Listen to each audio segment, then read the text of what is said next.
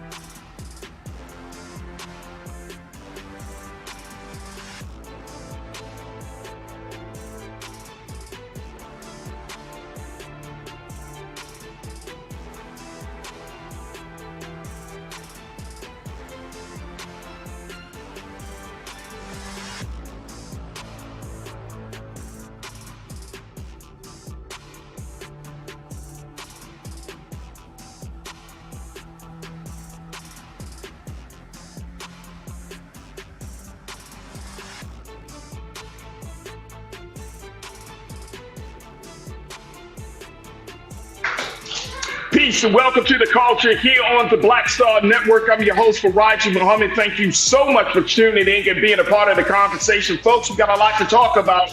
First, let's talk about the big story, which is the fact that President Trump has officially been charged with an indictment as he's been charged with conspiracy to defraud the United States. What will happen next? We check in with our very own attorney, Suzette Speaks, who's going to give us some more insight about this important and historic case. Also, let's talk about Governor Ron DeSantis cutting diversity programs in the Disney district in Florida. What does that mean? We'll share with you some of the latest around that. And our big culture conversation, the Ice Cube appeared on Tucker Carlson's show on Twitter, and it's forcing us to ask the question, should we talk to those who disagree with? A lot of people have said that Ice Cube should not have made his appearance known on what some was called him as a white nationalist on the white nationalist platform. So we'll talk a little bit about that and a whole lot more. So stay with us. It's all happening on today's edition of The Culture here on the Black Star Network. Let's go.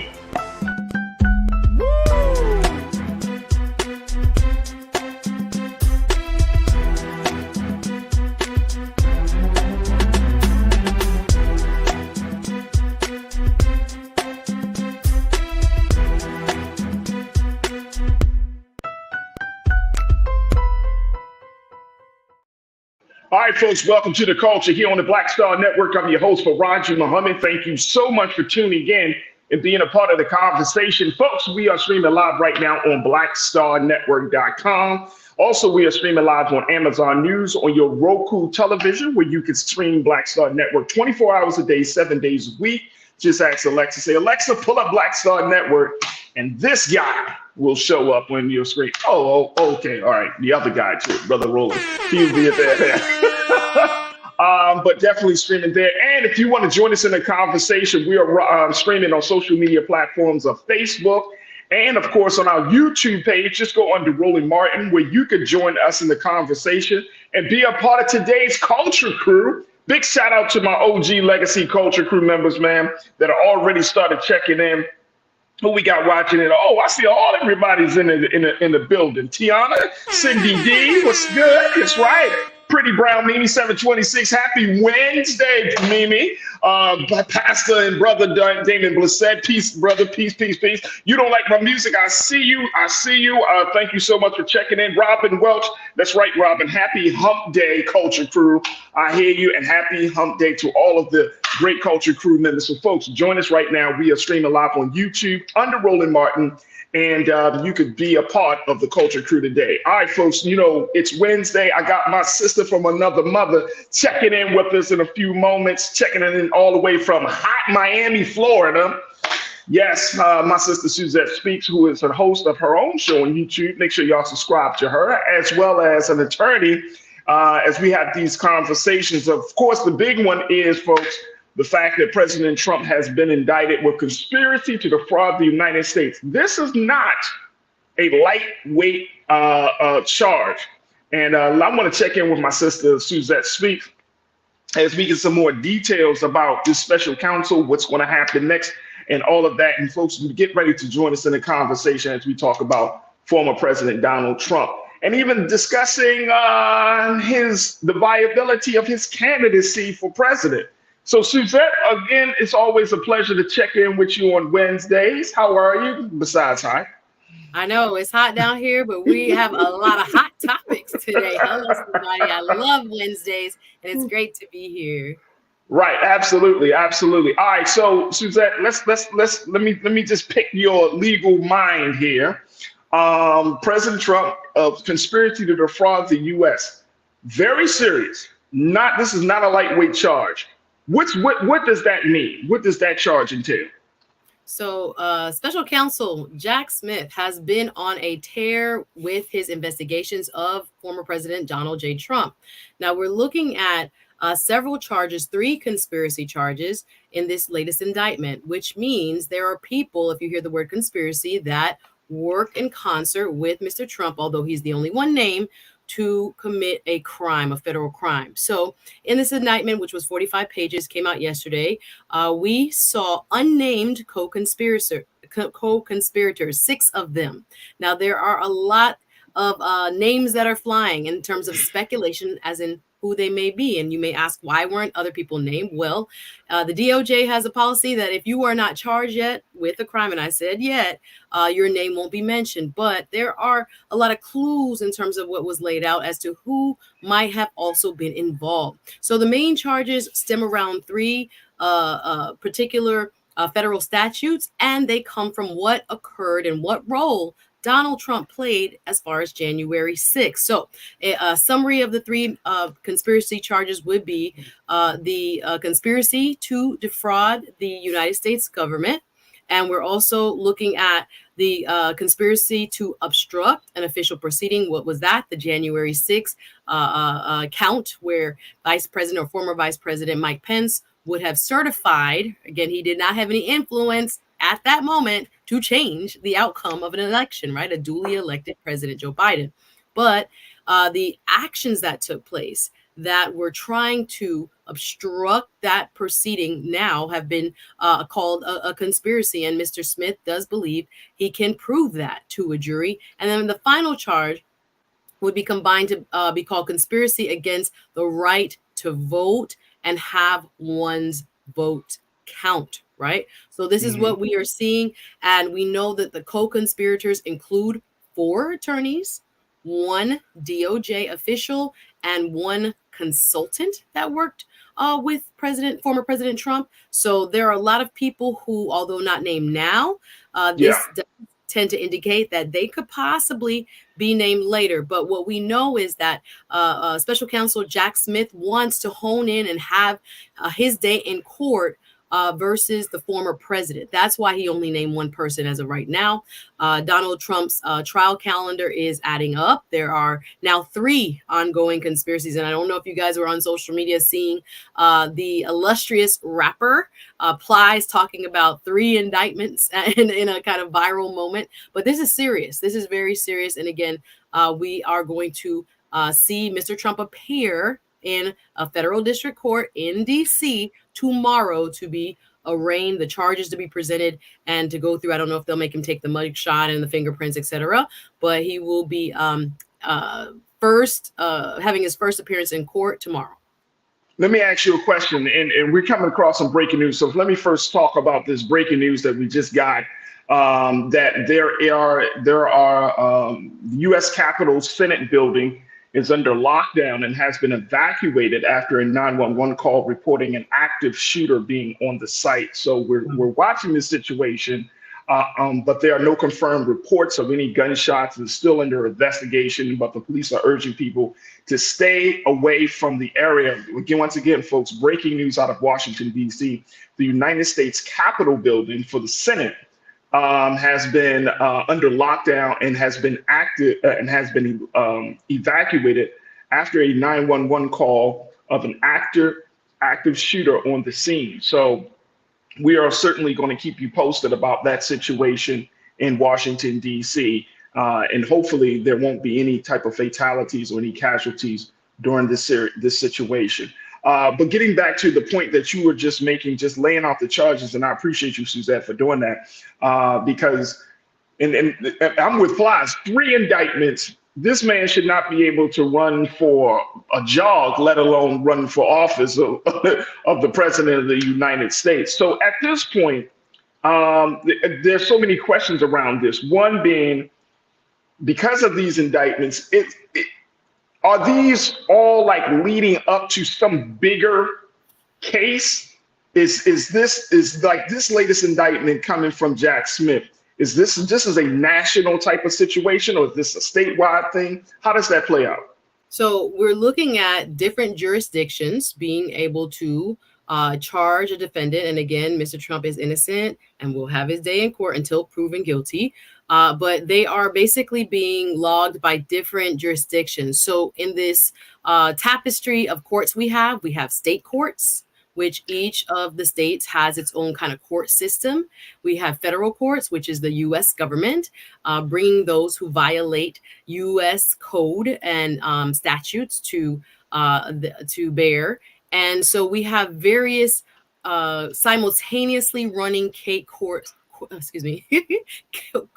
cases running. Right. I want to say court cases. There we go. Court cases running at the same time, because there are so many. Let me just kind of go over them, right? So none supersedes the other. Again, this is a federal case that we're now seeing, but there's already an open federal indictment in the Southern District of Florida. Here in Miami, we saw the whole spectacle of former President Trump being indicted here for the documents that he withheld, according to Jack Smith, illegally, and he also stopped the investigation or trying to impede the investigation by hiding the documents, the classified documents, and moving them.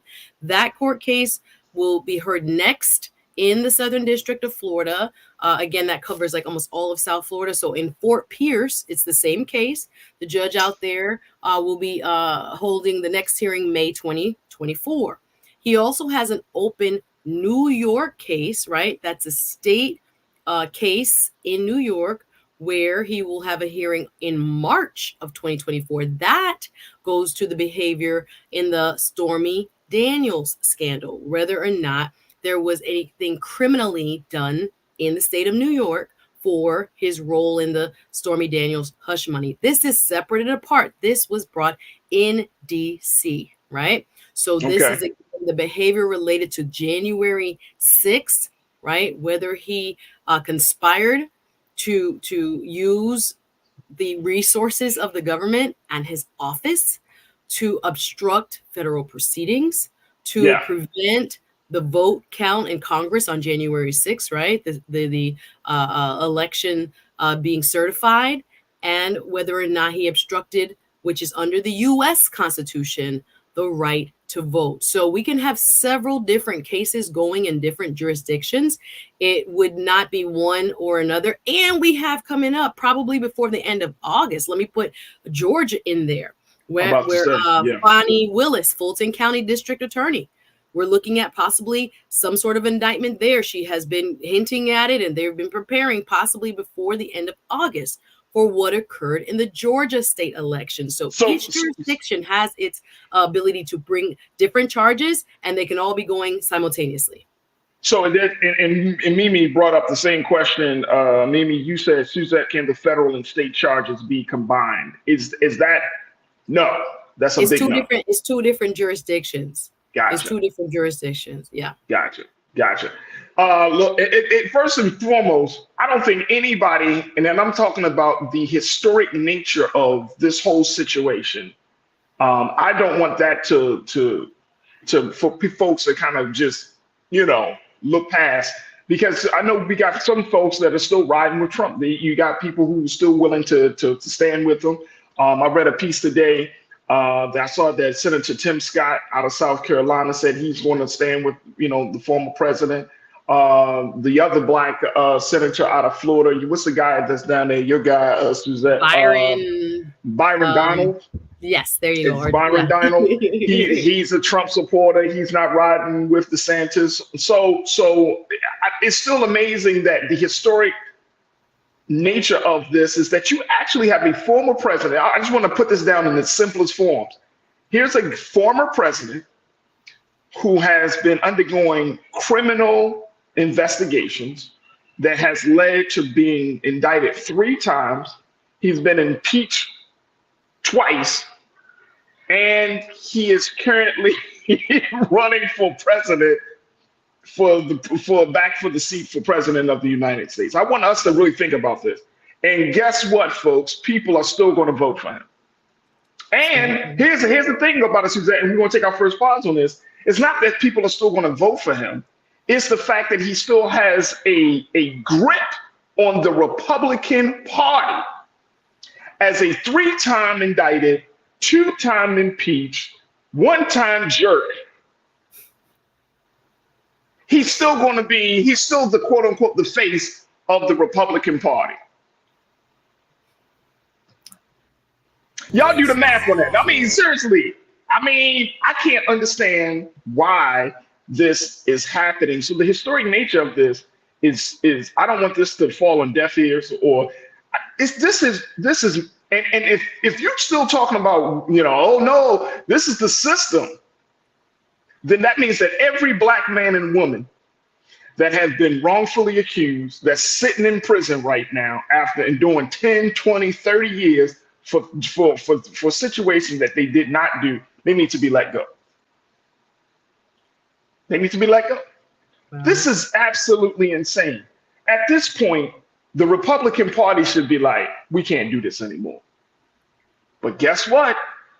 They won't. And people say, well, this is not about Republican and Democrat. No, it's really not about Republican and Democrat. It's about what's in the best interest of the American people. And more importantly, if this is the best that America has to offer on the other side of the aisle, then Serious. What else can be said? We got to take a break. Folks, I want you to join us in the conversation as we're talking about this ordeal with former President Donald Trump. Share your thoughts, share your questions. We got my sister Suzette Speaks, our attorney, host of the Suzette Speaks Show. What are your thoughts about this? How does this resonate with you? Share with us on our YouTube page as we're streaming on YouTube under Roland Martin. And let's continue the conversation on the other side. It's The Culture here on the Black Star Network.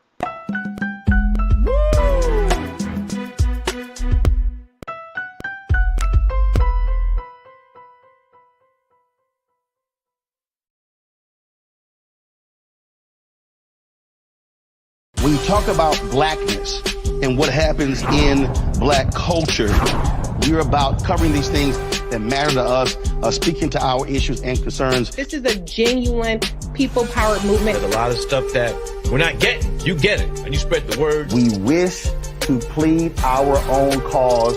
Too long have others spoken for us. We cannot tell our own story if we can't pay for it. This is about covering us. Invest in black-owned media. Your dollars matter. We don't have to keep asking them to cover our stuff. So please support us in what we do, folks.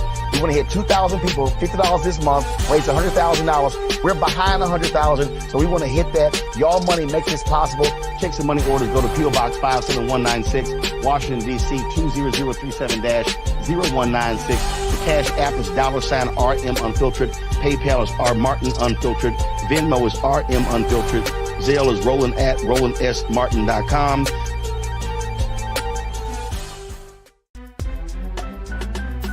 I'm Farajii Muhammad, live from LA. And this is The Culture. The Culture is a two-way conversation. You and me. We talk about the stories, politics, the good, the bad, and the downright ugly. So join our community every day at 3 p.m. Eastern and let your voice be heard. Hey, we're all in this together. So let's talk about it and see what kind of trouble we can get into. It's The Culture, weekdays at 3, only on the Black Star Network. Folks, Black Star Network is here. Oh, no punches! I'm real revolutionary right now. Support this man, Black Media. He makes sure that our stories are told. Thank you for being the voice of Black America, Roland. Stay black. I love y'all. All momentum we have now, we have to keep this going. The video looks phenomenal. See, there's a difference between Black Star Network and black-owned media and something like CNN. You can't be black-owned media and be scared. It's time to be smart. Bring your eyeballs home. You dig?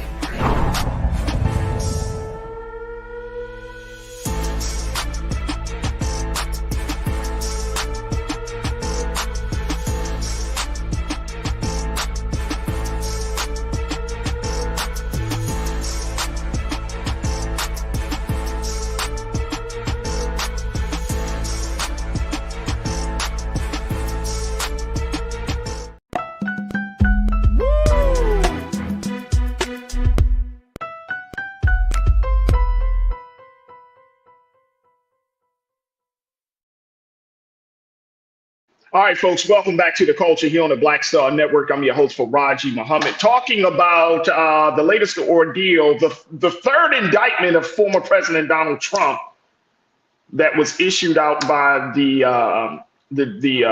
Mr. Jack Smith, and how it has caused a lot of folks to have new conversations about the president, his criminal activity. This latest set of charges stem from his trying to disrupt the 2020 election. One of the big charges coming out this indictment is the fact that he committed to a conspiracy to defraud the United States. Basically, he tried to create a lie, or he ran on this idea of what they call the big lie, to say that the United States the 2020 election was stolen, and that he was either deemed the winner in some states, or that the election should not be considered legal. We've been talking to our sister Suzette Speaks, host and attorney, kind of giving us some insights on the latest set of charges coming out of the office of Mr. Jack Smith. But Suzette, I want to bring you back into the frame. The fact that this guy has been indicted 3 times, like you went down the list of dates of that. I mean, come on, man. Come on. People lose their jobs over less. Yeah. You know what I'm saying? Like there's no way in the world that a man that has 3 counts and 3 indictments of trying to basically disrupt the federal election. I mean, damn near the word treason it's so close to this conversation that it is crazy. And then Teresa Lee checked in. Teresa, you said, and he's a convicted rapist. Man, he got rape charges against him. I mean, he got rape charges. People that will ardently defend him and ardently support him. Ardently defend him. How does a man who's considered a rapist, Brian Christian, you said, yeah, it's crazy that some people are still going to vote for a guy who's sexual offender, a traitor, and a thief. And you talking about how he's going to think about the best interest of the country as president? Mm-hmm. I mean, I'm serious, bro. I'm serious, and I'm not this guy, Suzette. I'm really not. But if you're telling me you vote for Trump, I'm gonna think something is seriously wrong with you.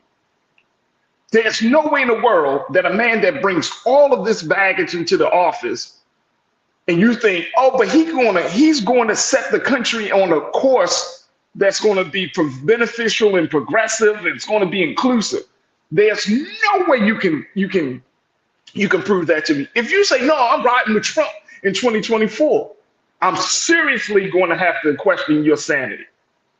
Yeah, when you look at some polls, though, Farajii, the damage that was done through the big lie, as you mentioned, there are some polls that say upwards of like 70% of primary voters in the Republican side really believe that Trump won.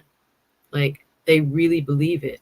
So even though we can look at facts and we can see that, nothing was found in terms of, we talked about last week with the Georgia election workers who were wrongly, lied about by former Trump attorney, Rudy Giuliani, whose bar license has been suspended in both New York and DC for untruths. Let's call it that way, like my grandma used to say. When we look at, the pattern and practice of what we are discovering in multiple different cases. Again, this is not to say that, again, Mr. Trump is guilty, but we're looking at charges that are stemming from various incidents, right? The Georgia election, what went down in Florida with the classified documents, what happened with Stormy Daniels, and now related to January 6th. So it's just not one incident we're even talking about. Right. There's a pattern and practice that is undeniable if you just look at facts. So with Mr. Smith, I wanted to just bring up that he didn't include like sedition or seditious conspiracy, which is like an even greater kind of take on what happened and a charge that possibly could apply.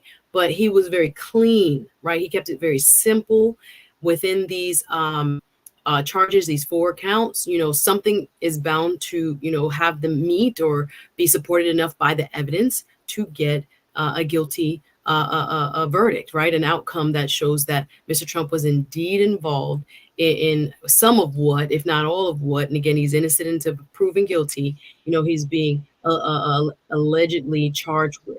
So we have to be kind of eyes wide open when we're speaking why what we're seeing is happening. And I do think, there are those on the Republican side that have said, and I'll just say it kind of as in balance, that, this is only coming out because of what was Hunter Biden's moment in the light. There are those who are saying that, who are standing up, though, in the party, Asa Hutchinson. But here's the thing, though, Suzette.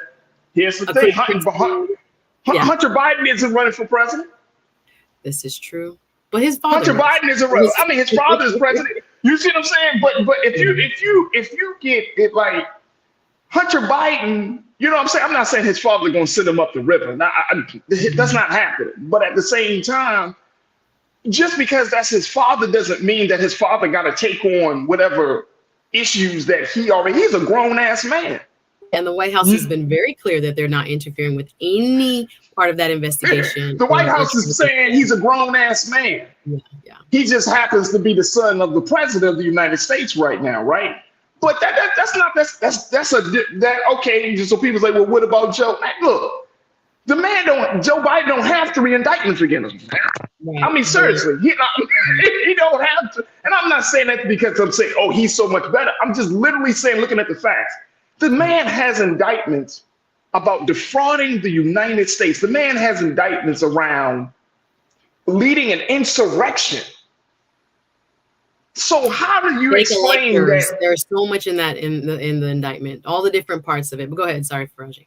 No, I'm just saying, I'm trying to understand, Suzette. You know what I'm saying? You down there, you in Florida, that's the new Trump country right down there, right? Like, what are people saying? Are people like, and I'm talking about Republicans, I'm not just talking about white people, because we even talked about this in the chat. Who brought this up? Hold on. They said, oh, Cindy D, she said, do black men really think Trump is an alpha male? LOL, laughing emoji. They have said black men vote for him because of that. I don't see that. So the large swath of black men are still Democrats. So we got to be very careful when we say do black men. We're painting with too broad of a brush. And again, no doubt. They are in a lower amount than black women, but the majority still vote Democrat. But go ahead. So do you think that he still has that type of appeal? Whether I think it was like maybe he got 7 or 8% of black male vote during the last election, I believe. But do you still think he has that type of appeal where he's presenting himself as this alpha male, as this guy that has everything under power and control, that he knows what he's doing? Do you think that this type of conversation is going to come up during the 2024 season?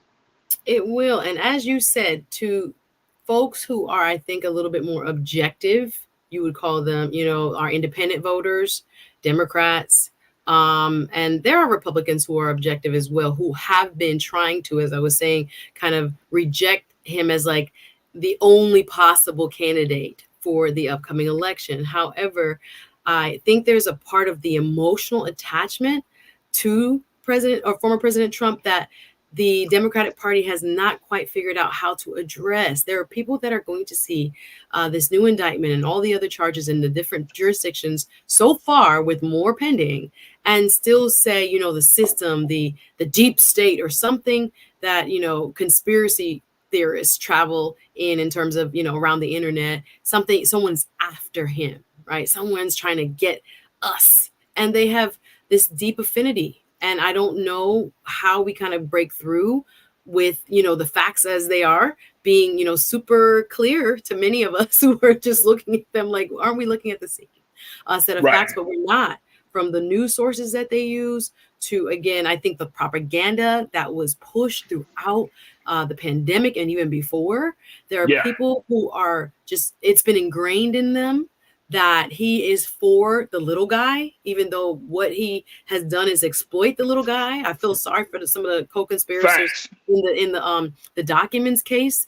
It also struck me, and I was talking to my dad about it, that how he has this stance against immigration, but it seems like everybody who working at Mar-a-Lago come from somewhere else, and strategically so. So I think there's so much contradiction in him that I think hopefully more people do wake up. And I'm glad that Jack Smith has chosen to get these charges filed and set a date prior to the election. Those dates in May and in March are super important, because a lot of the stuff in the indictment was not really brand new to the American public. It was available, and we kind of knew a lot that was previously said between him and his attorneys, or who we're presuming to be the co-conspirators, the unnamed co-conspirators. But there are folks that are just entrenched in that camp. One thing I do want to point out, Farajii, real quick, if I have a moment, is that the judge that will oversee the DC indictment, please just pay attention, guys, to Tanya Chutkan. She is, I have to give a shout out, part of the diaspora, Jamaican American. She's an Obama appointee. Her husband has served in the past as a former DC Superior Judge. And again, we know that DC bench is usually the training ground. That's how we got Ketanji Brown Jackson, the training ground for the Supreme Court. She has the experience. A lot of the January 6 folks came before her, and she laid down the law for those folks who were tried in her court, as a contrast to Eileen Cannon in Miami, where many argue that she doesn't necessarily have that level of experience in the case that she's about to oversee here in the Southern District of Florida. But I can't wait to see this judge in action. She is proven and she's ready, and I cannot wait to see her as the arraignment is performed tomorrow. And look, very quickly, I know I got to take a quick pause, but I want to throw this out there. Keith Wisdom, you said after he is sentenced, everything in politics will be great for Black folks. No, that's not true. But you said, like, why are we so invested in him getting his? We need to focus on our business and education. Here's why. And I'm glad you brought that up. I don't agree with that first point. I don't know whether you were saying that sarcastically or being facetious. Okay. But the point is why we invested in him. Here's why. Very simple. If a man with this much baggage is able to get to the highest seat in the land with no real accountability, with no checks and balances, no consequences, then what are the chances that we that have been disenfranchised and marginalized have very little impact, power, and influence? What are the chances that our voice is going to be heard? How can we take this system seriously? As much as we don't want to talk about getting out to vote and all of that stuff, we need to put new candidates. How can we take a system seriously if they let a blatant criminal rise all the way to the top of the president? Can you really say I'm gonna have faith in the system? This not 50 years ago. He was in office. He just got out of office, and he's looking to get back in office. So that's why I think this is important. This conversation is so important because it's beyond personality of Trump. It's about the wicked, hypocritical system of America that is at the root of this. That if they let him in and they let him get all the way to the top, or they don't look at all of the baggage, I can't have no hope in this system, Suzette. I can't have faith that this system is going to speak to my interests as a Black man, that it's going to really take me seriously if you allow a blatant criminal, a rapist, a thief to get into office. Then what chances do I have to be heard? All right, I got to take another pause. When we come back, more conversation. Stay with us. It's The Culture on the Black Star Network.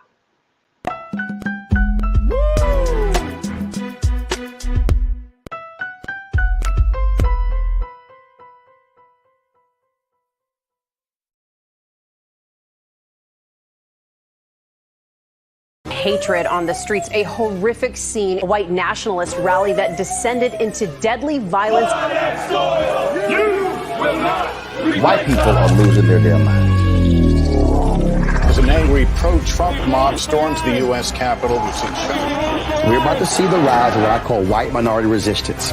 We have seen white folks in this country who simply cannot tolerate Black folks voting. I think what we're seeing is the inevitable result of violent denial. This is part of American history. Every time that people of color have made progress, whether real or symbolic, there has been what Carol Anderson at Emory University calls white rage as a backlash. This is the rise of the Proud Boys and the Boogaloo Boys. America, there's going to be more of this. Here's all the Proud Boys, guys. This country is getting increasingly racist in its behaviors and its attitudes because of the fear of white people. The fear that they're taking our jobs, they're taking our resources, they're taking our women. This is white fear.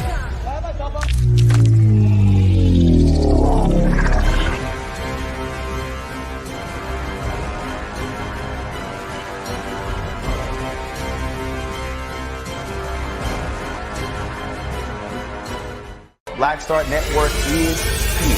Oh, no punch! I'm real revolutionary right now. Thank you for being the voice of Black America. All momentum we have now, we have to keep this going. The video looks phenomenal. See, there's a difference between Black Star Network and black-owned media and something like CNN. You can't be black-owned media and be scared. It's time to be smart. Bring your eyeballs home. You dig?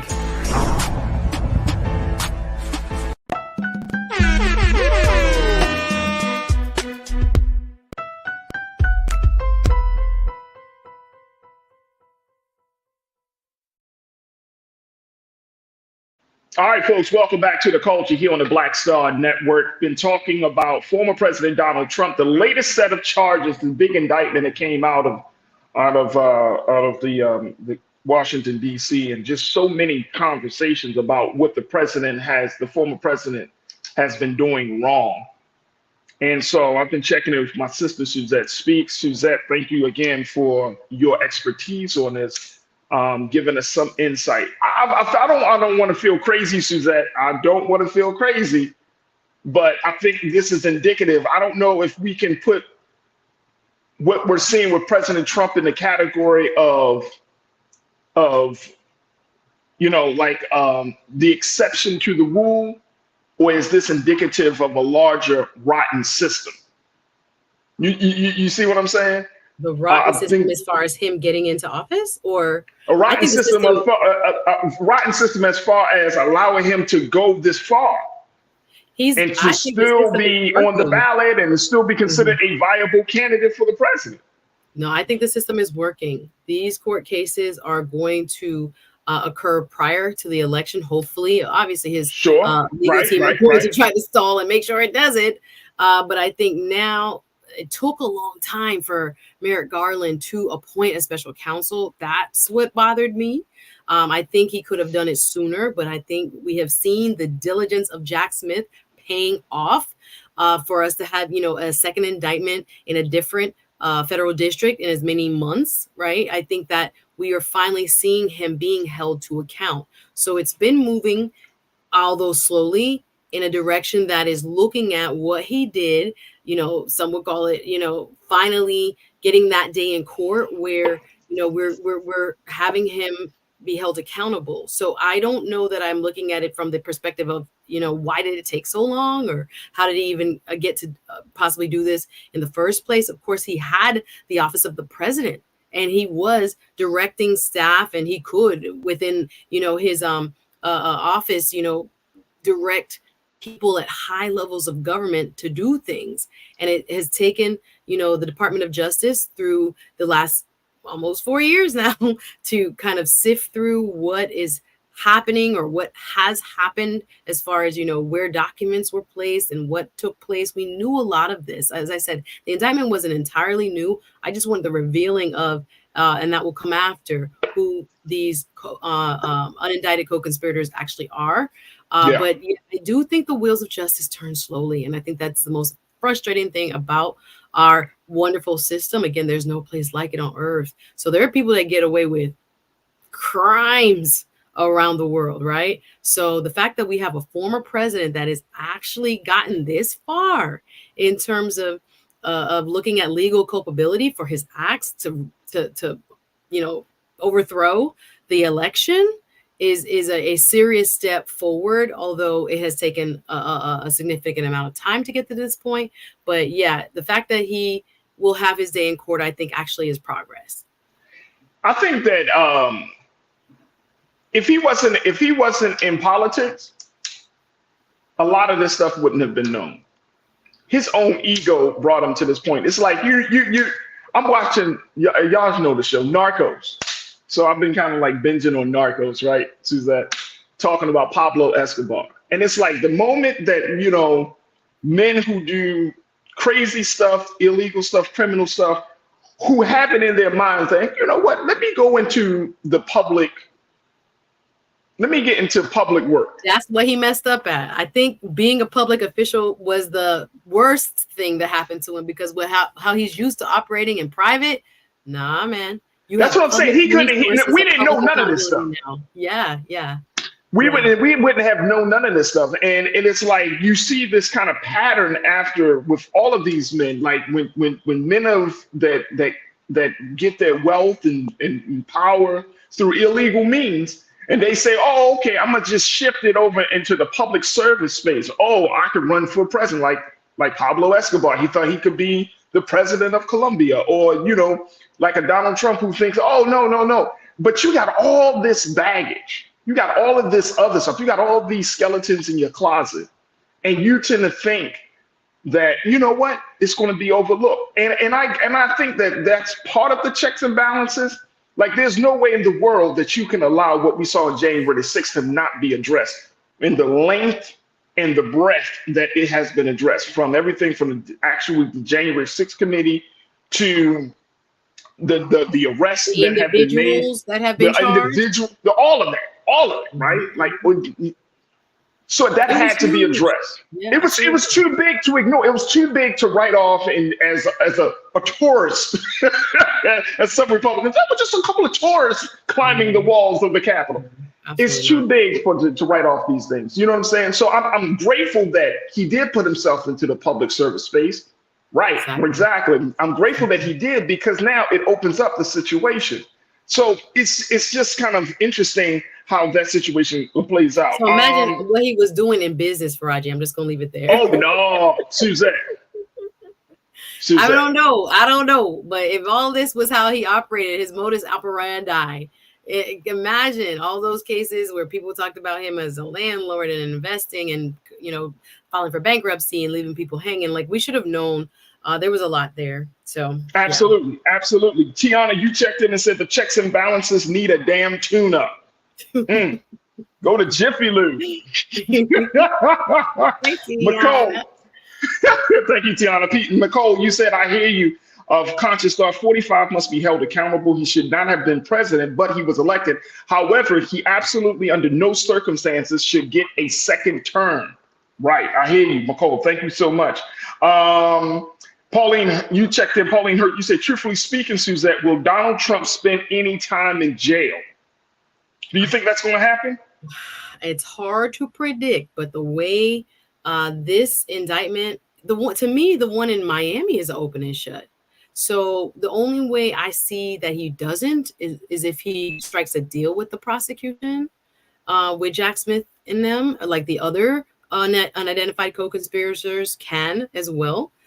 Their attorneys are looking at this and saying, that's your client's name in the middle of all this, right? What do you want to do? And the fact that they haven't been indicted kind of shows that they have stopped cooperating or are not as willing to work with the DOJ and the special counsel as they should be. But they will likely get their day. So will there be a deal struck? I don't know. Likelihood something is going to stick, right? To me, having documents that are clearly classified in your bathroom, in your Mar-a-Lago compound, and then telling people to lie about it when investigations occur. Delete tapes. The cover-up is worse than the crime, right? He could have given over the documents. It happened to President Biden. He gave it over. It happened to Mike Pence. They found classified documents. He gave it over. This man wanted to keep them and use them for whatever purposes he had. So now we're looking at these charges being, quite strong. And again, all of them don't have to be proven, just a few. And I think there is a very likely chance that we see some sort of conviction across the board. Jail time, I'm not 100% sure if any kind of deal will be struck. Should the American people call for jail time?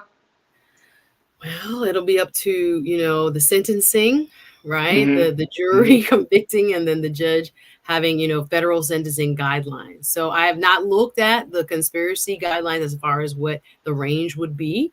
Yeah. But it will be up to a court of law, even though, the people may want to see certain outcomes. Yeah, it will be up to a court of law. Well, here's something I think is a little bit more realistic, which is he doesn't have to sit on the ballot in states across the country. That would be the difference. That's the difference maker, right? You know what I'm saying? Like he can do it. Like the Republicans, they gotta respond. And I'm telling you, if they float some, I know, Suzette, if the Republicans close ranks and start making excuses and try to protect this man. Will Hurd out of Texas, Republican who's been trying to speak up. He got booed while speaking at an event recently. Again, we've seen Chris Christie, we've seen Asa Hutchinson. They're just not polling strong enough to have an impact. But there are people that are still very afraid to speak up because of that base.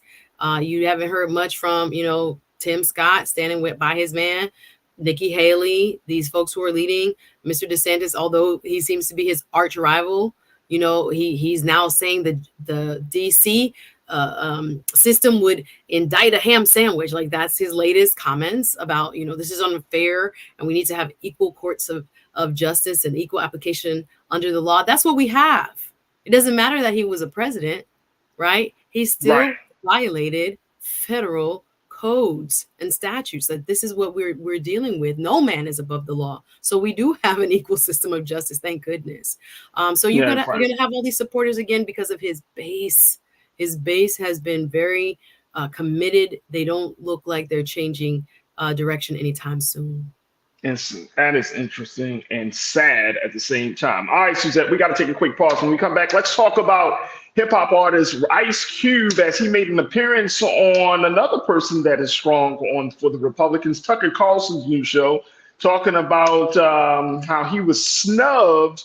He has been snubbed from being in certain spaces around certain individuals, like the individuals like Oprah and other folks. But there was a lot of controversy around the fact that Ice Cube even entertained coming onto the platform of a man like Tucker Carlson, whom some folks would call as a white nationalist.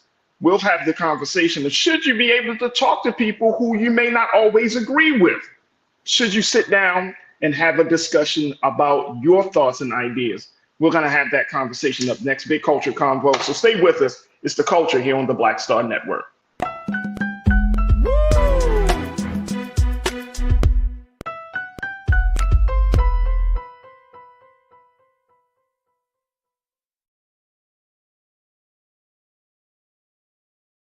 Folks, Black Star Network is here. Oh, no punches! I'm real revolutionary right now. Support this man, Black Media. He makes sure that our stories are told. Thank you for being the voice of Black America, Roland. Stay black. I love y'all. All momentum we have now.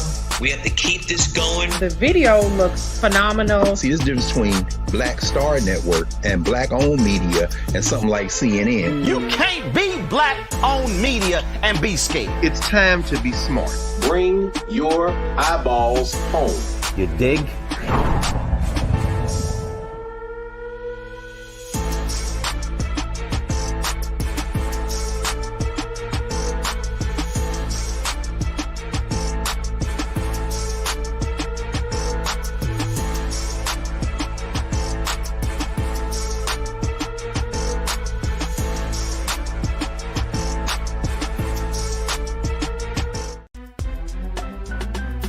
I'm Farajii Muhammad, live from LA.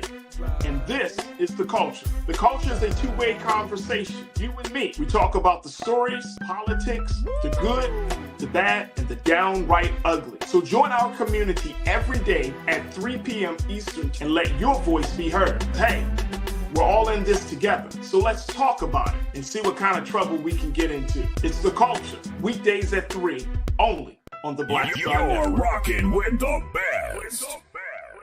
When you talk about blackness and what happens in black culture, we're about covering these things that matter to us, speaking to our issues and concerns. This is a genuine people-powered movement. There's a lot of stuff that we're not getting. You get it, and you spread the word. We wish to plead our own cause. Too long have others spoken for us. We cannot tell our own story if we can't pay for it. This is about covering us. Invest in black-owned media. Your dollars matter. We don't have to keep asking them to cover our stuff. So please support us in what we do, folks. We want to hit 2,000 people, $50 this month, raise $100,000. We're behind $100,000, so we want to hit that. Y'all money makes this possible. Check some money orders. Go to P.O. Box 57196, Washington, D.C. 20037-0196. The Cash App is $RM Unfiltered. PayPal is R Martin Unfiltered. Venmo is RM Unfiltered. Zelle is Roland at RolandSMartin.com.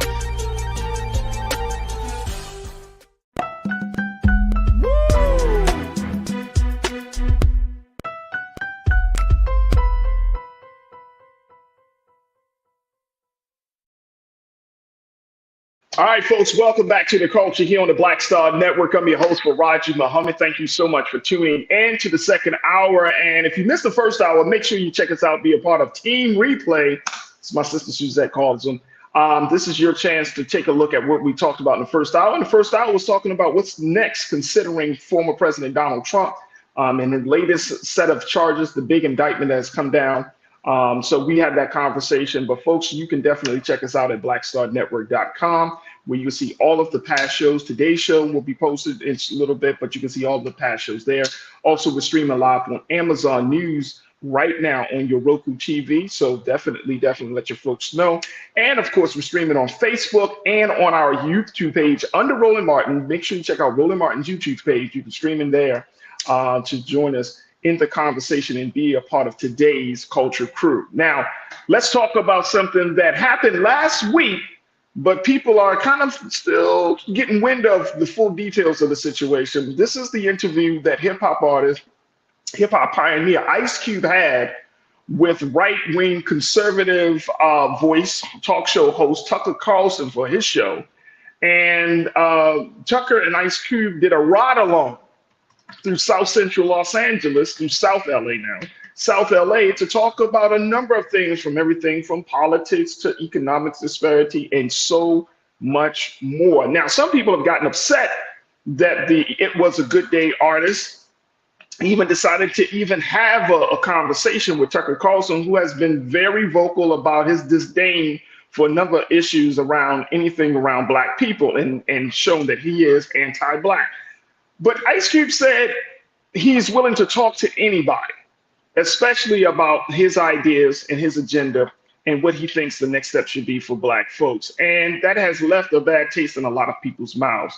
So I want to bring my sister Suzette Speaks back into the frame as we talk about this, Suzette, because some people say it wasn't a good day for Ice Cube to hang out with Tucker Carlson and have these conversations. One of the big things there are a number of things that's taken away from the conversation that he did have.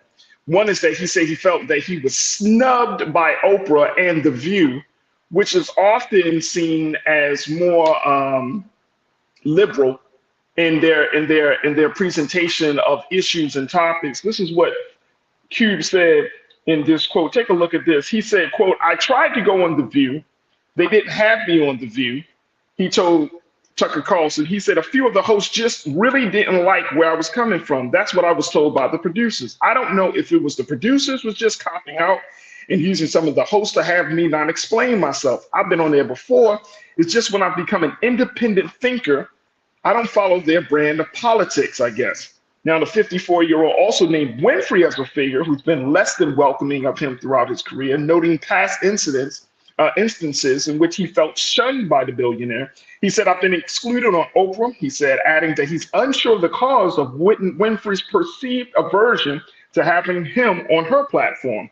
He said that this continues to be a way to keep him out of the conversation. So he feels he's been shunned by The View, he's been shunned by Oprah. There was another part of this that I pulled up. This is coming from Vibe magazine. They did a story the day after Ice Cube sat down with Tucker Carlson. He has been also very critical about the COVID-19 vaccine, where he said he felt like it was a rush job, that he didn't feel safe, and that he never told people not to get vaccinated, but he did feel like it wasn't the right thing to do at that time. And he also said that became critical of former President Barack Obama. He said that he doesn't believe in politicians and believe they have hidden agendas.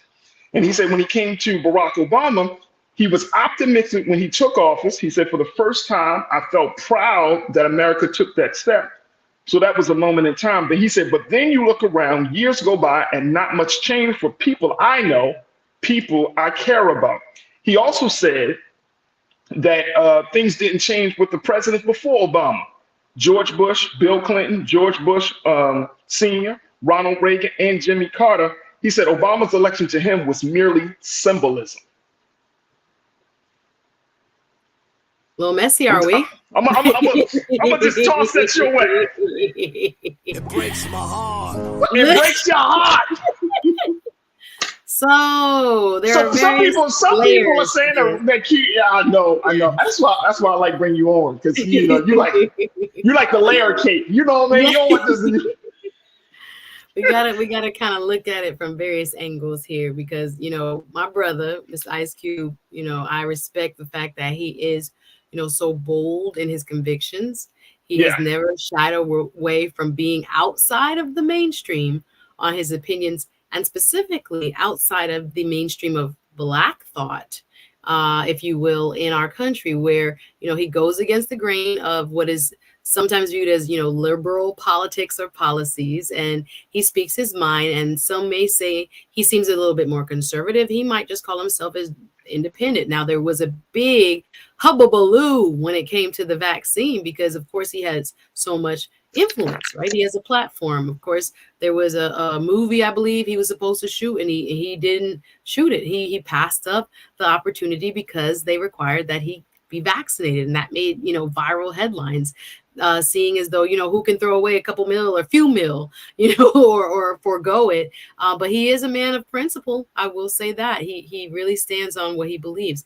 So the question becomes, is it because of who he is, his viewpoints, how he expresses them, if they are going against the social norms, right?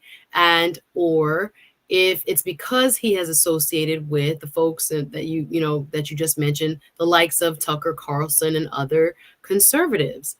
So should a person be able to go over into, let's call it, the other neighborhood and speak with, people of a, diametrically opposite political stance and still be respected and still, come back to their own? I believe the answer is yes. Now, there are people he has to, understand that everybody don't think like that.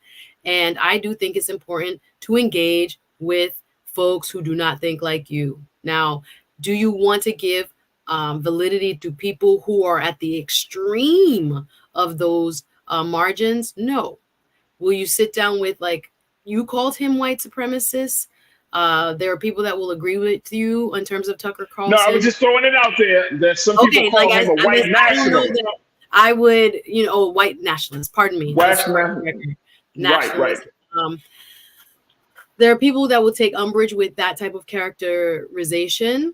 But for example, I will use, the founder of this network, Mr. Roland Martin, had an amazing interview a few months back on a more conservative, some may even call it at times conspiratorial platform called Valuetainment. He sat down with Patrick Bet-David. I think they were going back and forth on Twitter, if I remember correctly. And he, issue by issue, engaged with someone who was, again, at the polar opposite of what he believed on most issues. And it went viral. It was important, I think, for folks from that world. Again, we just talked about how the majority of Republicans who are probably going to vote still believe that Trump was the person that really won, like in their bubble. And I don't think, again, some of it is deviousness or maliciousness, or, they think that they are uneducated. No, they really believe all of the conspiracies and all of the misinformation that was fed to them for literally years, right, since that election. So if we avoid these spaces altogether, we are sometimes unable to fill the gap of knowledge and facts that others on these channels refuse to. But there are other people that might feel differently, that we are giving it validity by going over there. There are people that took umbrage in, Caitlin Collins's interview of Donald Trump. And the way CNN did it was that they filled the audience with Republican primary voters. So people were clapping at all the stuff that he said. And I think they were trying to, make a point as to where that base really is. So, should she have, I remember Sunny Hostin saying, she should have never, the network did the American people a disservice by even giving him a platform. But I do think at some point in some time, it's appropriate to engage. Or you have us in these silos, and then people forget, there are parts of the American dream that we all share. And there's information that you think is right or that you think is the Bible, and we are living in separate worlds of facts. And that's why we have such division in politics. So I think if we stay in our little side of the road and they stay on their side of the road and no one talks, we can't make progress. So I do think, though, there are consequences to having these opinions in the modern day era of politics that we live in. So Ice Cube is feeling those consequences, and not everybody is open-minded and saying, brother, speak your mind, and then you can come over here. Maybe they feel like if giving him a platform will, in fact, help him promote things that they don't agree with, they're not going to do. So, yeah, there's consequences. Everybody feels. Oh, yeah, there are huge consequences. And I agree with you there, Suzanne. I think there are huge consequences to it. But I do feel like, and this is just me, like I'm open to having conversations with people that I do disagree with, excuse me. I think that this is the point of the show. I remember when we started the show, the one of the core elements is that if someone, whether somebody in our culture crew or whether it's a guest that we have on, expresses some things that I don't agree with, how will I handle it? I'm going to let you say it. Now, you can't come on and be disrespectful, but if you explain your viewpoint, it's crazy for me to expect us to have a conversation about the culture and everything falls in line with what I see, how I believe. And it's like me shutting down any culture crew member because they disagree with me. Yeah. Like as if we all live as if we live in a community or a city or a state where we all think the same way. And I'm talking about among Black people. We're not a monolith. You know what I'm saying? So I think that there is a lot, and we got to take a quick pause, but on the other side, crew members, I want y'all to jump into this as well, because I feel like it happens all the time. You cannot have growth. There cannot be understanding that's generated unless you truly sit down and understand how people think. Now, I'm not saying, again, this is, if somebody says, look, I really want to understand, we don't agree, but I want to have a meeting with you. This came up yesterday too, Suzette, because your man, I know it's not your guy, Ron DeSantis called Vice President Kamala Harris to have a meeting with him about the Black history curriculum. Right. And I said she should meet with him. Or if somebody from the team, it don't have to be her, because I get it, Vice President, Governor, I get all of that. But she should meet with him. I mean, we can't be afraid. We want to have these conversations, and more importantly, we want to have engagement from afar. But there are moments in history, whether you're talking about American history or even Black history, where we have met leaders, voices have met with other folks who did not agree, or that did not have the same page, that were not on the same page with one another. And there's an opportunity for growth. There's an opportunity to learn.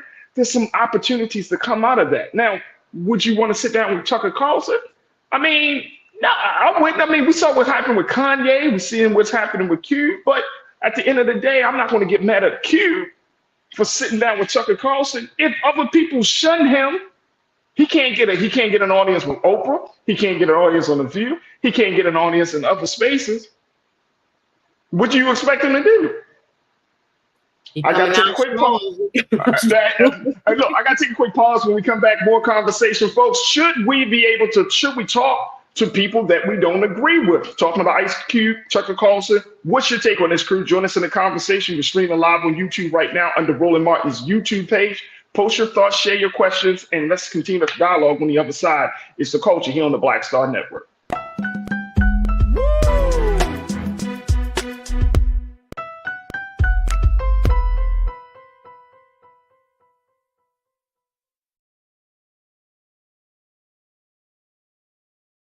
When you talk about Blackness and what happens in Black culture, we're about covering these things that matter to us, speaking to our issues and concerns. This is a genuine people-powered movement. There's a lot of stuff that we're not getting. You get it, and you spread the word. We wish to plead our own cause Too long have others spoken for us. We cannot tell our own story if we can't pay for it. This is about covering us. Invest in black-owned media. Your dollars matter. We don't have to keep asking them to cover our stuff. So please support us in what we do, folks. We want to hit 2,000 people, $50 this month, raise $100,000. We're behind 100,000, so we want to hit that. Your money makes this possible. Check some money orders. Go to P.O. Box 57196, Washington, D.C. 20037-0196. The Cash App is $RM Unfiltered. PayPal is R Martin Unfiltered. Venmo is RM Unfiltered. Zelle is Roland at RolandSMartin.com.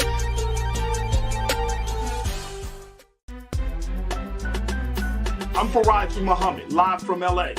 And this is The Culture. The Culture is a two-way conversation. You and me. We talk about the stories, politics, the good, the bad, and the downright ugly. So join our community every day at 3 p.m. Eastern and let your voice be heard. Hey, we're all in this together. So let's talk about it and see what kind of trouble we can get into. It's The Culture, weekdays at 3, only on the Black Star Network. Folks, Black Star Network is here. Oh, no punching! I'm real revolutionary right now.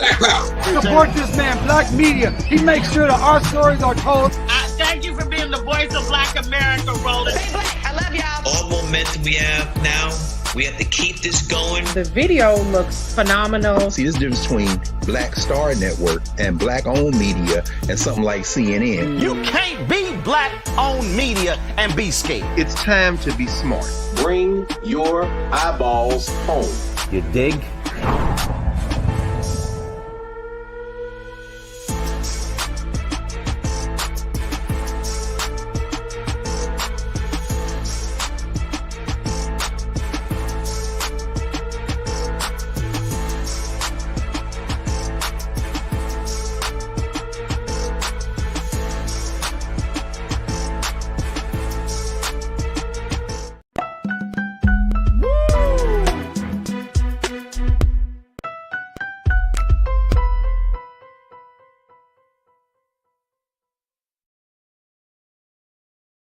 All right, folks, welcome back to The Culture here on the Black Star Network. We've been talking about, for our big culture convo, Ice Cube, hip-hop artist, legend, entrepreneur, songwriter. I mean, Mr. Ice Cube, he's been a part of the game for over 30 years, 40 years nearly. How he sat down in a recent discussion with Tucker Carlson for Tucker Carlson's show last week. And it has created a set of controversy about Ice Cube sitting down with a person who some would deem as a white nationalist, a white supremacist. And some people say, well, why would Ice Cube even sit down with a man, having conversations, doing a ride along through South LA to talk about everything from economic disparity to political engagement and a whole lot more. And so there was a lot of controversy around this. And so we're asking the question, should we talk to those who we disagree with? And there are moments in history, whether you're talking about American history or Black history, folks, where Black leaders sat down with people who were diametrically opposed to them on a number of viewpoints, but they still held a conversation. And I want to get your take on this, folks, as we have this, because and my sister Suzette, I think, Suzette, you bring up something that we often find ourselves in silos. And I think this is a part of our current culture, right? Like anybody who disagrees with, whether it's on social media or face-to-face or any space, even on this space, right? It's so easy to block somebody. It's so easy to disengage, right?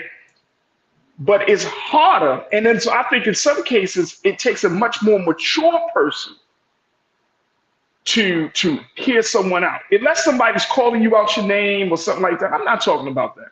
I'm talking about having a very real conversation with somebody who believes a certain way. I remember, let me just the wildest thing happened. I'm driving, Suzette.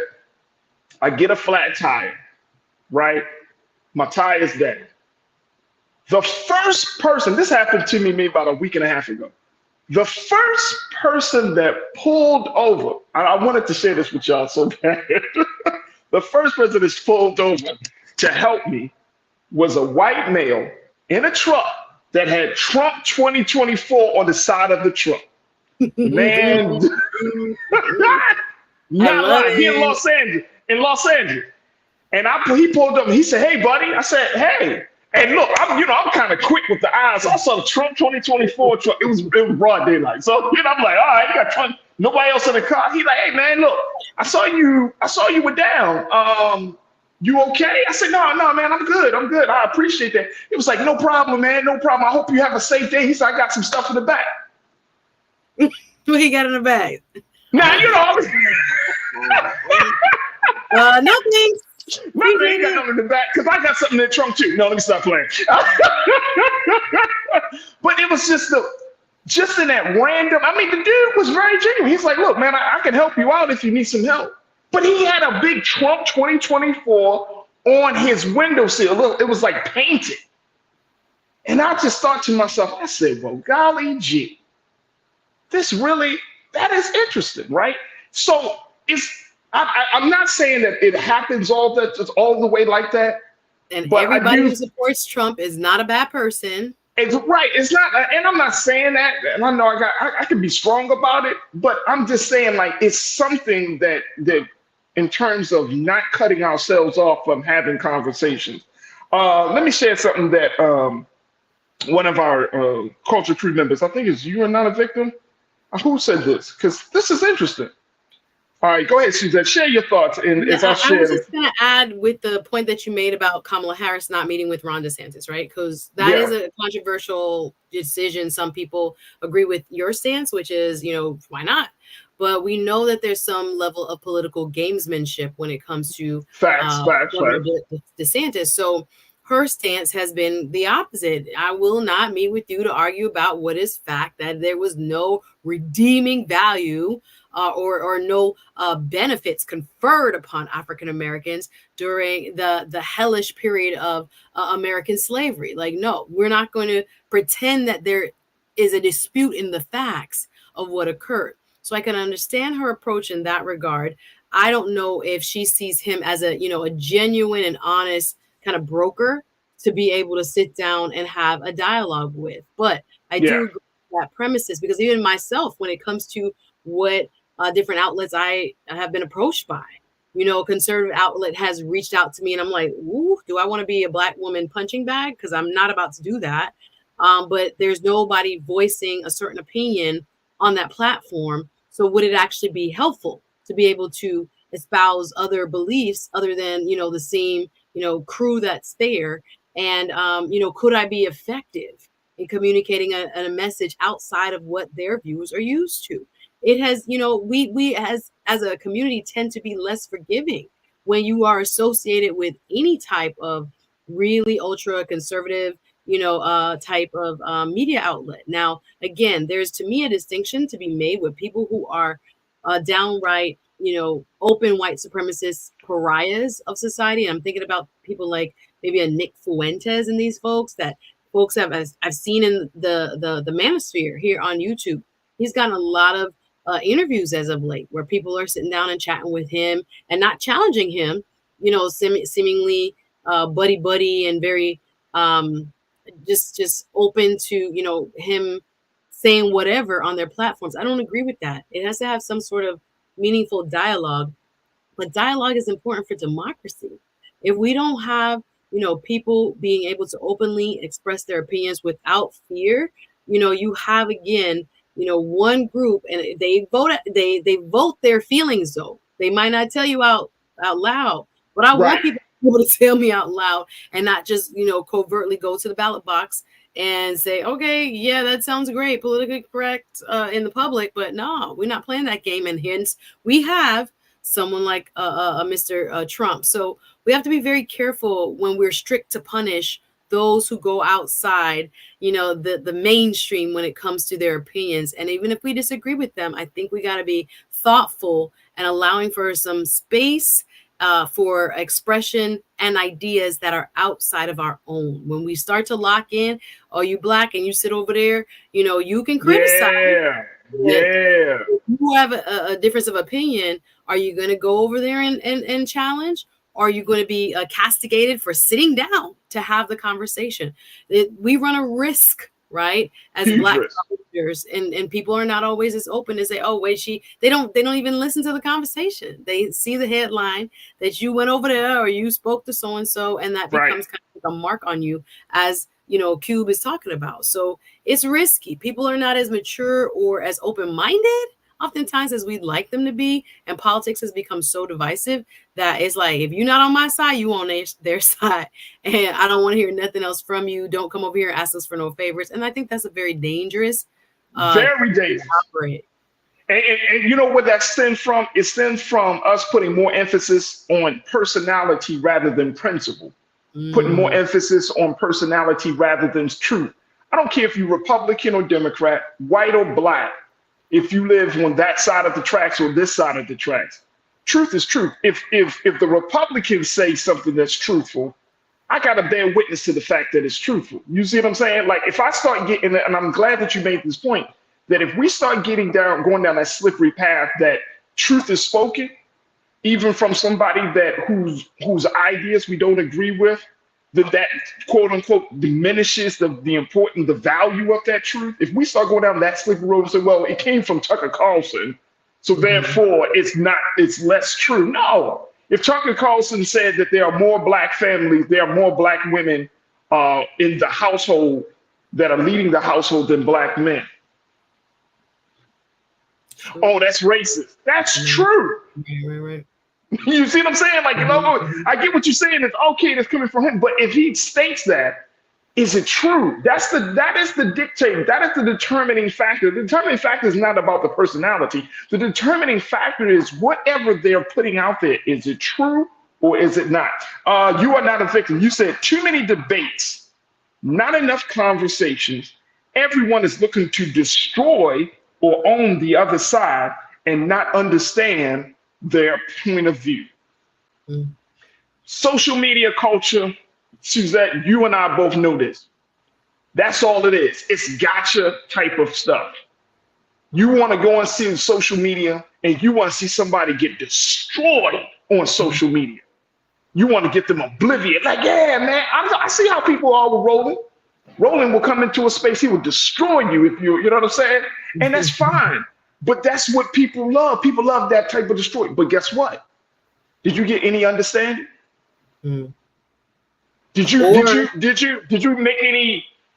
get any growth from somebody coming from being destroyed? Because at some point, we all could offer something to the conversation based on truth. Right. And I think it should be okay to allow dissenting opinion, especially in the Black community. I think sometimes we are programmed to want to say, of course, there are political stances, right, and policies that do benefit us more. And so it would make more sense that, we align when they come forward. But we still have to make room for dissent, for people to be able to say, all right, well, I see your point, but I disagree. And may I offer my point? And we can't hold those people, to the fire, so to speak, when it comes to, just expressing it. We might be able to counteract it with facts and say, listen, you okay with this, but listen, that is misguided and misjudged. But yeah, would you sit down with a Candace Owens? Would you sit down with some of these other? I would. Actually, I would like to. If you look, this is so funny you bring her up because there was a story that I did. I listened to an audio story. I think it was Vanity Fair that did a whole expose on Candace Owens.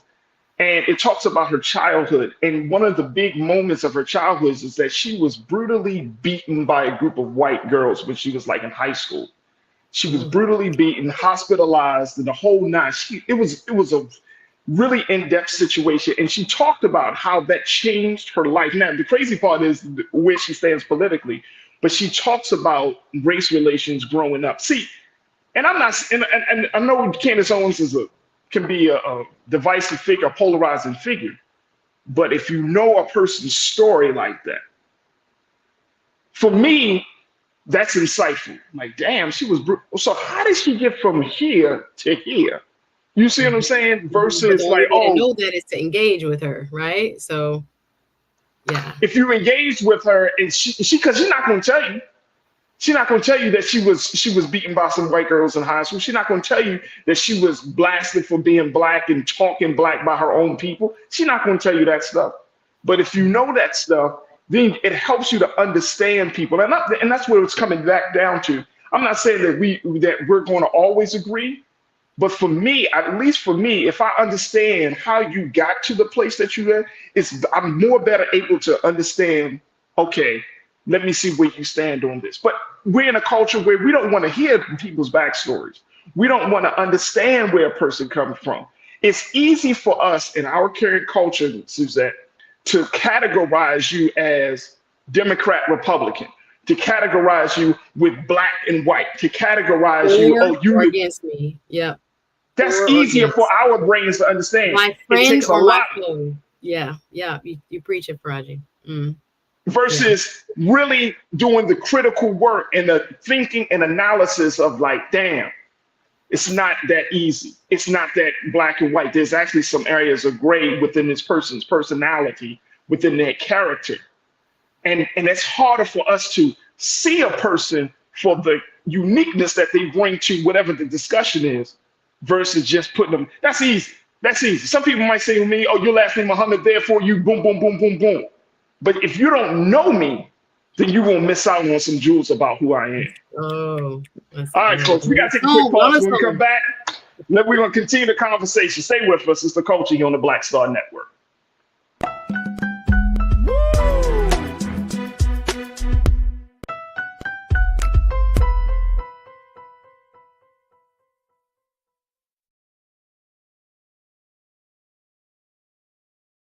Hi, I'm Dr. Jackie Hood Martin, and I have a question for you. Ever feel as if your life is teetering and the weight and pressure of the world is consistently on your shoulders? Well, let me tell you, living a balanced life isn't easy. Join me each Tuesday on Black Star Network for A Balanced Life with Dr. Jackie.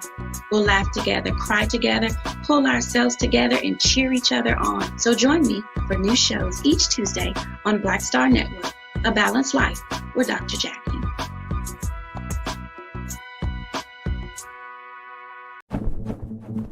For decades, the tobacco industry has deliberately targeted Black communities and kids with marketing for menthol cigarettes. It's had a devastating impact on Black health. Tobacco use claims 45,000 Black lives every year. It's the #1 cause of preventable death. In the 1950s, less than 10% of Black smokers used menthol cigarettes. Today, it's 85%.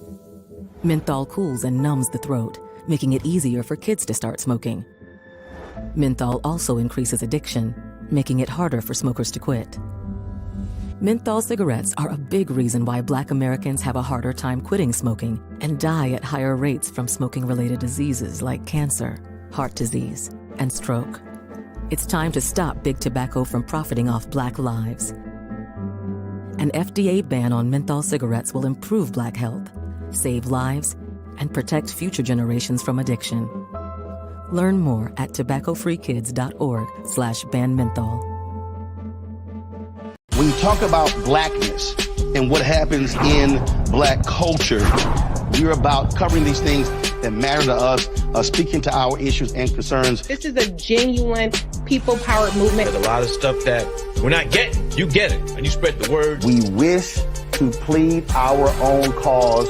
Too long have others spoken for us. We cannot tell our own story if we can't pay for it. This is about covering us. Invest in Black-owned media. Your dollars matter. We don't have to keep asking them to cover our stuff. So please support us in what we do, folks. We want to hit 2,000 people, $50 this month, raise $100,000. We're behind 100,000, so we want to hit that. Y'all money makes this possible. Check some money orders. Go to P.O. Box 57196, Washington, D.C. 20037-0196. The Cash App is $RM Unfiltered. PayPal is R Martin Unfiltered. Venmo is RM Unfiltered. Zelle is Roland at RolandSMartin.com.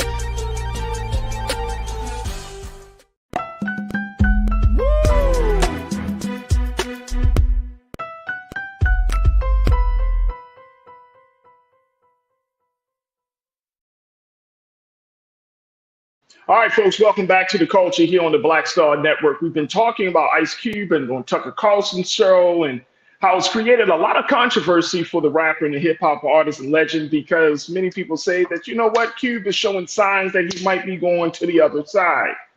But it also opened up the discussion around our ability to talk to people who we don't agree with. So we're posing the question today: should we talk to folks that don't agree with you? Should you talk to them? Now, it's interesting, and I got my sister Suzette Speaks joining us, of course, here on Wednesday. Suzette, it's interesting that we all live in different neighborhoods, right? We don't know who's next to us and our neighbors in terms of their politics, unless we have conversations with them. You know what I'm saying? Unless there's an outward expression. I remember, like, in my neighborhood, this one guy had a Trump flag, you know, right there on his front lawn. You know what I'm saying? But unless somebody shows you or it kind of gives you some indicator of where their stance may be, like I said, you had a Trump supporter that was going to help me fix my flag tie. Mm-hmm. So I don't assume nothing anymore. I don't assume anybody's politics. I talk to them and ask them about it. Hey, look, how many black people have you talked to, Suzette, who you've been like, oh yeah, you in the space, and then as soon as they open up their mouth, you just like, you know what I'm saying? Because I think it's so easy for us to just put people in a box, and I think that has been the issue, and that is why the culture and a lot of these conversations don't move as far as we need to go, right? And as much as we say that, oh, black folks are not a monolith, I think some of us, and this is my understanding of things, but I think some of us wish we were a monolith. Yeah. I think that some of us really kind of hate the fact that you do have black people who think different ways. You know what I'm saying? Like Ice Cube, look at all that he has brought to the conversation around arts and culture, black history. We love some of his music and all of that. And he could do one interview and then we're ready to toss away 30 years of genius, a black music genius, his writing genius. He do one interview. He do a couple of interviews. See, I told you, the man. Yeah, is that fair? Is that right? I don't know. I'm just posing some questions. Let me go to some of our culture crew. Cindy D, you say in my neighborhood, one guy has a Confederate flag and an American flag. Is he an American? I don't know, Cindy. Is he? Like, I don't know. Just because you got an American flag and a Confederate flag. Listen, this is the thing. You can't assume, as you stated, there are people who can be, very, very principled, who are on both sides. And I think if you were firm in your beliefs, there should be no reason that you do not want to engage, right? If you know your facts, what is the, challenge going to do to your state of mind or your perspective, except, have you entrenched even further because based on what the person is offering, it's inaccurate or there are holes in it, or it can expand your possibilities, which is what we want people to do. Critical thinking is super important. And again, Ice Cube might even add a layer to the principle that the mainstream media are the people that pick winners and losers. And if you're on one side of an issue, you are a winner and they'll cover you and you'll get to sit with whoever you want when it comes to, the biggest platforms and the biggest interviews. And if you're not, you're going to have to go to people like, on the other side of the aisle with the Tucker Carlsons and others. Do you blame him for that? Or do we say, there's not enough embracing of divergent opinions, and that he's maybe right when it comes to why he feels he's been, I hate the term blackballed, but why he feels he has not been able to sit for interviews on these prestigious platforms. Maybe he's right. And maybe we need to question that a little bit more as to why we don't allow. I think it would be obvious. That's what I think the argument was when they said Trump on CNN could have been helpful, where there are people that would be like, well, now I really can see through more of the BS than ever. But then there are others, again, because of their limited set of misinformation, even facts, that they really looked at it and thought, yay, attaboy, told you he was right, and that kind of thing. I think the contrasting points of view being presented together is very helpful. Absolutely. And Cindy, to your point about your neighbor, maybe he's posting the Confederate flag because he wants to get back to the time where states where America wasn't so corporatized and commercialized, and capitalism wasn't the only thing. Maybe he's saying, look, what happened to the time where the people were truly the ones dictating the agenda? I don't know. Maybe that's how he feels about it. You know what I'm saying? Maybe he was Confederate. I don't know. But I'm just saying, if a man who has a Confederate shirt says some good words to you, or even says a word of truth, do you reject him because of where he's coming from, or what he looks like, or anything? See, and that's the part of it. We got to be very careful, because truth, we're in this time today, Suzette, where we don't have the liberty to reject any good words, any guidance, any truth, regardless of whom or where it comes from. We don't have that liberty. The country is in a crisis. Black people are in a crisis. So if somebody, even if the most racist white man or the most racist or hateful person just says, you know what, Black people, I agree, y'all should do some independence. Y'all should advocate for Black independence or Black advocacy. Are we going to say, no, we should not because you said it? That's silly. Yeah, that's absolutely silly. We don't know until we engage. There can be so much meaning behind that flag where, it can be like, we wish that you guys never got equality and, you were still on the plantation. And I'm not saying you throw yourself out there either. We are, you know what I'm saying? I'm just saying. Careful. Don't make any assumptions. Yeah, I'm not, don't make it.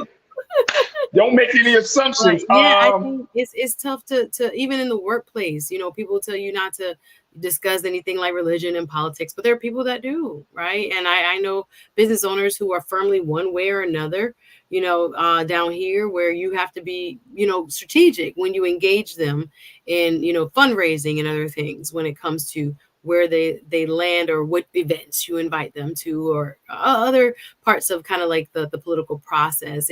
It's really important that we start to create the type of atmosphere that we want in politics. I know a lot of things make us very upset, and we can't believe there are people on the other side of the aisle that, believe policy that is, contradictory to anything that we could ever imagine. Yeah. But they're going to be in the halls of power. They are going to be in our state legislatures. So if you don't engage with them one way or another, they're still in their little box, in their little world, not really understanding where we come from, right? Our plight, where we are in terms of the issues. So we got to engage no matter the political affiliation, no matter the economics. People have various experiences, and the only way for them to know yours is for you to engage. And again, there are a lot of people that will be very polite, right, in certain company, but their politics is, deplorable, some would call it, in terms of, their stance on certain social issues, let me say, right? They're not deplorable intrinsically, but just it's just the opposite of what I would think on social issues, right? Or even in a little bit more, I don't know what to call it, but just beyond, the fringes, let's say. But you still, in our society, people have the right. People have the right, our free speech, even though we find that speech to be deplorable, they have the right to say it and express it.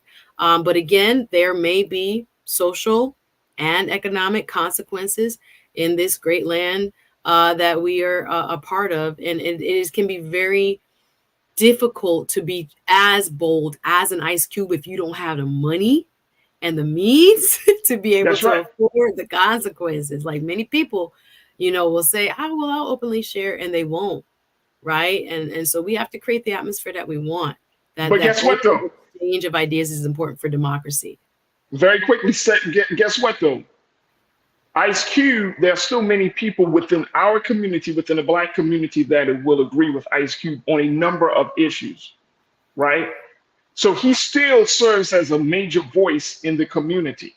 You may not agree with everything he has to say, but there's still a number of folks, Black folks, that would agree with him on a number of topics. So he's welcomed into the space regardless of how we might see him.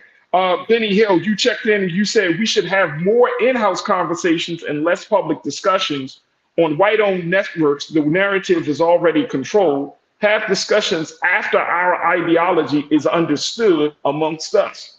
That's an interesting I point. agree. Yeah, it's a very interesting point.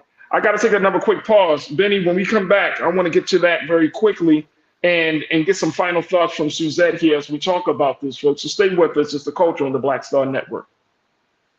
Hatred on the streets, a horrific scene, a white nationalist rally that descended into deadly violence. White people are losing their damn minds. As an angry pro-Trump mob storms the U.S. Capitol, we've seen We're about to see the rise of what I call white minority resistance. We have seen white folks in this country who simply cannot tolerate black folks voting. I think what we're seeing is the inevitable result of violent denial. This is part of American history. Every time that people of color have made progress, whether real or symbolic, there has been what Carol Anderson at Emory University calls white rage as a backlash. This is the rise of the Proud Boys and the Boogaloo Boys. America, there's going to be more of this. Here's all the Proud Boys, guys. This country is getting increasingly racist in its behaviors and its attitudes because of the fear of white people. The fear that they're taking our jobs, they're taking our resources, they're taking our women. This is white fear.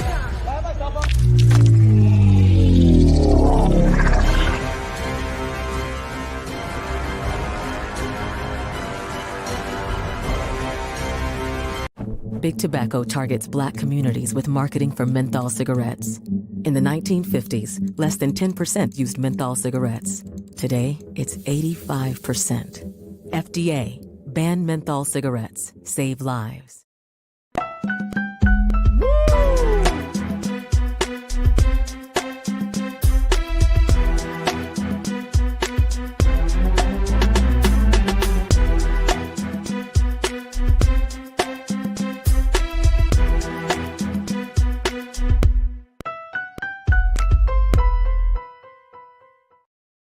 All right, folks, welcome back to the show. We have been talking to people that you may not agree with, as Ice Cube sat down with Tucker Carlson for an in-depth conversation about a host of issues while doing a ride-along in South Los Angeles. And people are like, what? Why did you even do that, Ice Cube? That's against the culture, and blah, blah, blah, and all these things. But I'm questioning whether we should even, how do we entertain folks, or should we even have a conversation with people that we don't agree with? So we've been having this very, very important discussion because I think this is a huge element of our culture that we should be talking more about. It's easy to jump into your silos. It's easy for us to get into these very, our little spaces and kind of get into these echo chambers of the things that we want to see. We do it on our social media. We do it at work. We do it in our homes. We do it in our communities. When do we ever commingle with people who we don't agree with? Who said this? And I want to bring my sister Suzette Speaks back into the frame on this. Maddie, my producer Maddie put this up. You don't like my music. You said if we only speak to those we agree with, we will never be challenged. Absolutely. Like this is where we kind of hamper progress.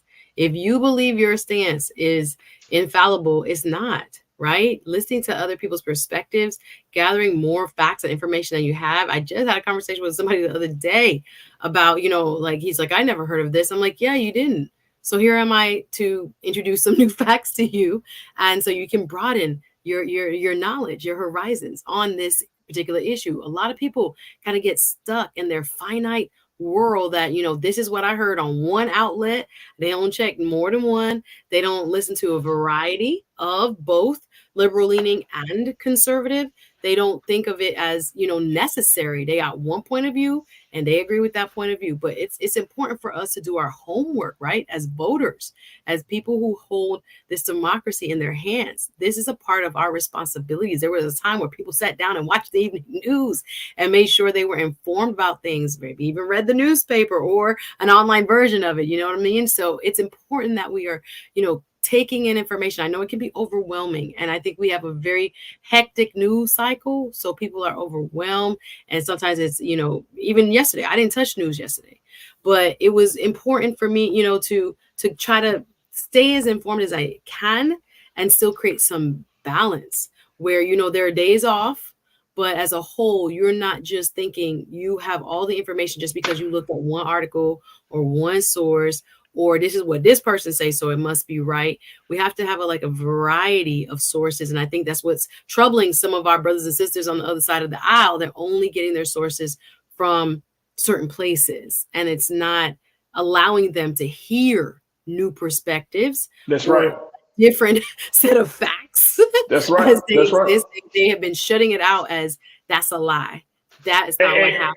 You know. Hey, Suzette, you speaking some truth, and Benny also said, whatever happened to us getting on code/message? White Republicans, conservative Democrats have specific messaging and a code they adhere to. We see it. Where is our code that we can all stick by? We don't have no code because we always question each other. We don't trust each other's judgment. And I'm talking about Black people with Black leadership. We don't trust them. We don't trust their judgment. If you want to get deeper, Farajii, how you get on code is, I think there are different policy institutes. And if you want to stay within the politics context, we could say, if you are part or interested in the Democratic platform, you know, I'm working with Black voter outreach here in Florida. We've been talking about how do we get our ducks in order. There has been no real statewide organization and planning going on. But, you know, there is a platform committee. Whether it's done by the Democratic Party itself, Republican Party, there are people that can volunteer within the party structure. We've been talking about voting, and we've been talking about, you know, different ways to engage. Yeah. But party activism, volunteering for your local party in your county or parish or city, and putting yourself on a board or two. We've been talking about civic engagement, you know, your city boards and your county boards, you know, municipal boards, but within the parties itself, these multi-billion-dollar entities called the Democratic Party and the Republican Party, there are positions, both paid and volunteer, where people can get involved with the rulemaking, with the agenda setting, right? What we talk about, I'm specifically referring to the platform because I'm ready to see what the Florida Democrats are doing with the platform. Yeah. I'm like, who on the platform committee? Who of us is on the platform committee? When can we expect the first meeting? I'm asking those questions right now within the Florida, a statewide Democratic Party. So there are ways to set the agenda. If you don't want to work within the party, you go through, you know, other third party type organizations that do advocacy, and you get involved. If that's not your way of producing, there are other ways. But sitting on the sideline and at home alone, those times for African Americans especially are up, or just a vote is up. We have to be a part of the rulemaking and the agenda setting processes. And there are parties all over the country, local and statewide, that we can start to engage in, give your money to, you know, or whatever way you're going to help build the agenda. Right. And look, very quickly as we close out, Andre John, you said courage is when you meet and talk to someone who is completely opposing. I think that's a good part of it. You know, that is courageous nowadays. That is courageous. So I appreciate you for posting that, Andre. Here's the thing, like, for example, very quickly, Cornel West is running for president. Are we all on the same page about Cornel West? Democrats don't want him to be on the stage. I'm gonna tell you that right now. No. Here's the though, and that's the point. Cornel West, a man who has brought his insight, his scholarship, his history. When you listen to Cornel West, you feel like you're going to church and college at the same time, right? True. But guess what? Black folks, all Black folks ain't gonna put their support behind Cornel West. They're gonna be behind Joe Biden. They're gonna be behind some other candidate. So when we talking about, and to Benny's point, and I get your point, Benny, but you're saying that being on code, we have had Black leaders in particular, I'm talking about for Black folks, we've had Black leaders present a number of different programs, whether you're talking about Al Sharpton, or you're talking about Minister Farrakhan, whether you're talking about Jesse Jackson, regardless of what organization you talk about, they have all rolled out programs and ways in which we can make some strong advancements in this country. And each time, it's one of our people or a group of our people that are like, nah, this ain't enough, or this ain't going to happen, or there's always some pushback from our own. Mm. And guess what? These are, had the state of Black America going on. Come on. Hey, look, and check this out. These are coming from people who we know love Black people. Who has a track record of serving Black people, but you still got Black people that's still like, nah. I mean, I don't know about this item. I don't know about that item. So while we on code, we should ask ourselves this: why am I never in agreement with those who are in leadership positions? And that's the question. Why am I not in agreement? Because see, some of us disagree so much. We disagree ourselves into negativity, into nothingness. Into non-participation. Non-participation. Remember, we don't necessarily want a spoiler in this election. I'm just going to say it one more time. Sorry. All right, Suzette, it's time to go. We love Brother West. We love Brother West. Hey, look. Here's the thing. I get the spoiler thing, but I'm again, and I'm saying this with all due sincerity. I get the spoiler thing, but it comes down to principle at this point. Like, something's got to change. I get it, but something's got to change. If it's Joe Biden, your team around you got to be more diverse than Miami and Los Angeles. You feel what I'm saying? It's that I'm talking about his team, the people. It can't be just white men and women. And you saying that you want to bring a diversity and you want to do this and you want to do that, and the only people around you is predominant. I know personally several Black people that have worked directly in the White House, so he has some. Right. But see, you take like a Joe Biden and you say, okay, well let instead of saying we don't want Cornel West on the platform, say to Dr. West, let's hear some of your ideas. And let's see if we can slowly implement these ideas. They did the same thing to Bernie Sanders, right? When he was running against Hillary. We don't want that, all that stuff. You don't, and it seems like it's the hardest thing for a candidate that's the leading candidate to sit down and say, let me look at your ideas. Nope.